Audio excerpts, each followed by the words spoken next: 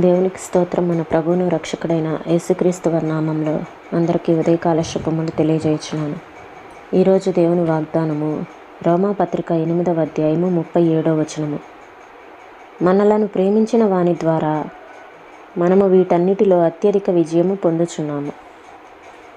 ఇక్కడ మీరు థంబ్నెయిల్ చూస్తున్నారు కదా, థంబ్నెయిల్ మీద నేను వాక్యము ఎడిట్ చేయట్లేదు, ఎందుకంటే కావాలని వాక్యము ఎడిట్ చేయట్లేదు. థంబ్నెయిల్ చూసి ఆ వాక్యం ఏమై ఉంటుంది అని దాని గురించి కొంచెం ఆలోచన చేస్తారు అనే ఉద్దేశంతో వాక్యం ఎడిట్ చేయట్లేదు. మీరు ఆ థంబ్నెయిల్ చూసి ఒక 50% చెప్పగలుగుతారు, ఇదేమో అయి ఉంటుంది, ఇది దేనికి సంబంధించిన వాక్యము అనేది. మీ మెదడుకి పదను పెడతారు అనే ఆలోచనతోటి వాక్యం ఎడిట్ చేయట్లేదు. జక్కయ్య యేసుప్రభు వారు ఈ దారిలో వెళ్తున్నారు అంటే యేసుప్రభు వారు ఎలా ఉంటారో, అసలు ఆ నీతిమంతుణ్ణి, ఆ యేసయ్యని ఒక్కసారి చూడాలి అనే ఆలోచన తన మనసులో కలిగింది. వెంటనే చెట్టెక్కాడు. అలానే వెంటనే చెట్టెక్కి యేసుప్రభు వారిని తన హృదయంలో చేర్చుకున్నారు. అలానే ఇక్కడ ఈ వాక్యం ఎందుకంటే ఎడిట్ చేయట్లేదంటే, ఆ థంబ్నెయిల్ చూసి దేనికి సంబంధించిన వాక్యాన్ని గురించి తెలుసుకోవాలి అనే ఆలోచన మీ హృదయంలో కలుగుతుంది అనే ఒక ఉద్దేశంతో ఎడిట్ చేయట్లేదు. చాలామంది థంబ్నెయిల్ చూసి వాక్యము చూస్తున్నారు. దాన్ని బట్టి చాలా సంతోషం. అలానే ఒక చిన్న లైక్ చేయండి. దేవుడు మిమ్మల్ని మీ కుటుంబాలని దీవించునుగాక. మనలను ప్రేమించిన వాని ద్వారా మనము వీటన్నిటిలో అత్యధిక విజయము పొందుచున్నాము. అత్యధిక విజయం అంటే విజయం కంటే ఎక్కువైంది. అత్యధిక విజయం పొందుకోవటం అంటే అందరికీ చాలా ఇష్టం. అయితే ఆత్మీయ జీవితంలో, మన విశ్వాస జీవితంలో శోధనలు వచ్చినప్పుడు మన విశ్వాసాన్ని కాపాడుకోవాలి. శోధనలు వచ్చినప్పుడు మనం ఒక మంచి ఆత్మీయ క్రమశిక్షణను మనం నేర్చుకోవాలి అనేది దేవుని యొక్క ఆలోచన. ఈ క్రమశిక్షణ ఎలా వస్తుంది అంటే, శోధనలు వచ్చినప్పుడు శోధనలో పారిపోకుండా, దేవుణ్ణి వ్యతిరేకించకుండా తట్టుకొని నిలబడినప్పుడే మనకి క్రమశిక్షణ అనేది వస్తుంది. ఇది విజయం కంటే ఇంకా ఎక్కువైంది. ఇది ఎంత సంపూర్ణ విజయం అంటే, మనం ఓటమిని, వినాశనాన్ని తప్పించుకోవటమే కాక మన శత్రువుల్ని తుడిచిపెట్టేసి విలువైన దోపుడు సొమ్ము చేజిక్కించుకొని, అసలు ఈ యుద్ధం వచ్చినందుకు దేవునికి కృతజ్ఞత చెప్పేలా చేసే విజయం. మనం అత్యధిక విజయాన్ని ఎలా పొందగలం? మనకి వచ్చిన సంఘర్షణ ద్వారా మన విశ్వాసాన్ని కట్టుదిట్టం చేసి, మన ఆత్మీయ వ్యక్తిత్వాన్ని స్థిరపరచే ఆత్మీయ క్రమశిక్షణను ఈ పోరాటాల మూలంగా పొందగలగాలి. ఆత్మీయ జీవితంలో మనం వేళ్ళు పాతుకొని వర్ధిల్లాలంటే శోధన మనకి చాలా అవసరం. కొండలోయల్లో వీచే బలమైన గాలి, ఆ కొండల్లో పెరిగే దేవదారు వృక్షాల వేళ్ళు లోతుగా పాతుకుపోవటానికి కారణమవుతుంది. మన ఆత్మీయ సంఘర్షణలు మన పాలిట అద్భుత ఆశీర్వాదాలు. మనకి బద్ధశత్రువని మనం అనుకునేది నిజానికి దాన్ని ఓడించటానికి మనకి శిక్షణనిస్తుందన్నమాట.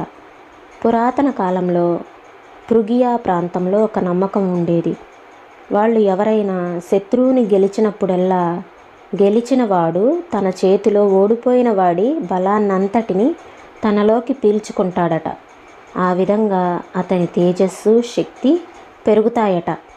అలానే మనం ఒక శోధనని విజయవంతంగా ఎదుర్కోగలిగితే మన ఆత్మ బలం రెట్టింపు అవుతుంది.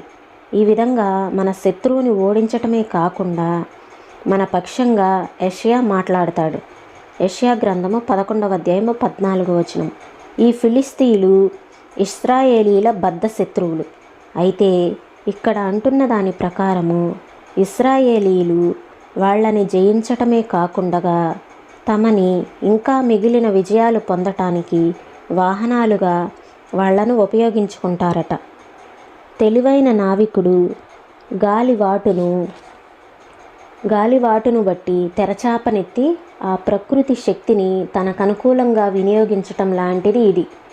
అలాగే జయాన్ని అనుగ్రహించే దేవుని కృప మూలంగా మన ఆత్మీయ జీవితాల్లో మనకి విరోధంగా అనిపించే వాటిని అనుకూలంగా మార్చుకోవటం మనకి సాధ్యమే. నాకు వ్యతిరేకంగా జరిగిన ఈ సంఘటనలు సువార్త వ్యాప్తి కోసమే జరిగాయి అని ప్రతిసారి చెప్తుండాలి. కడుపులో చల్ల కదలకుండా ప్రశాంతంగా బ్రతకగలగటం అనేది క్షేమకరమైన జీవితం అని అందరూ అనుకుంటారు. కానీ మహాపురుషులైన వాళ్ళ జీవితాలు ఇందుకు వ్యతిరేకంగా చెప్తున్నాయి. కష్టాలను భరించగలగటమే మనిషిని ఉన్నతుడిగా చేస్తుంది.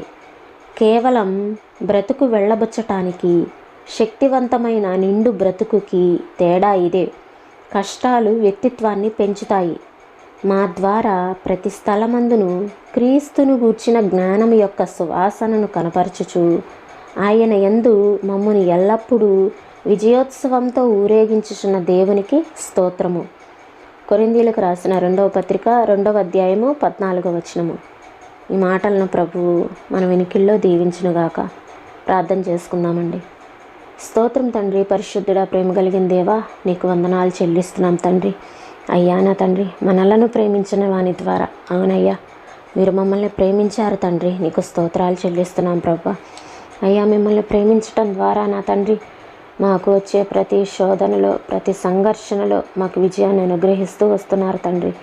దేవానికి ఏమిచ్చి నీ రుణం తీర్చలేము నా తండ్రి.